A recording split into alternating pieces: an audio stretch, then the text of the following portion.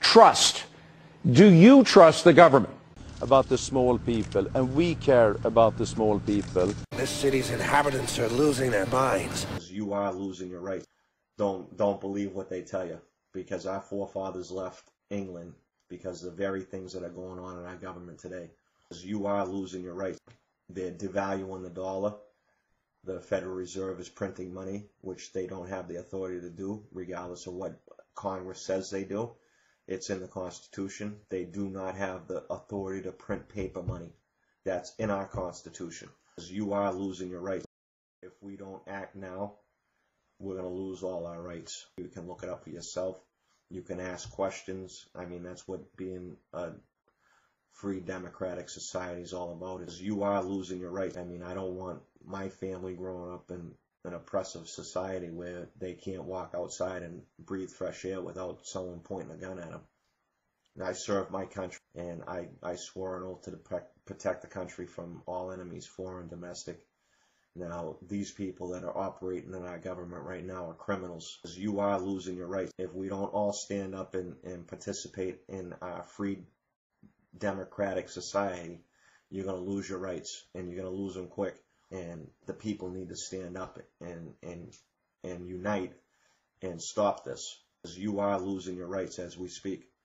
They got H.R. 2749, which is a Food Safety Act, and this affects the entire country, which gives them the authority to shut down a geographical area, meaning a state, a whole state, if they want to, under the guise of contaminated food. They can stop all forms of transportation in and out of the state. They can destroy vehicles. They can declare martial law, and they can shut restaurants down. They can shut down supermarkets. And all we have to do is unite, and we'll be a force to be reckoned with.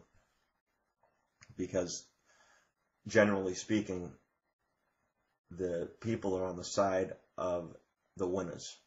Meaning, if there's more of us than there are of them, then people are going to be on our side. They're not going to be on their side. Because that's how people are. It's the nature of them, and the government knows that. They've done studies. They figured those things out.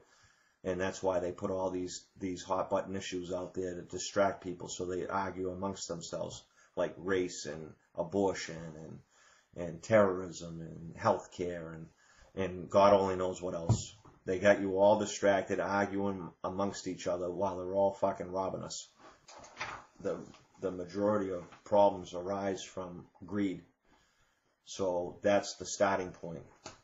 Abraham Lincoln said, the money powers prey on the nation in times of peace and conspire against it in times of adversity. And we're in times of adversity right now.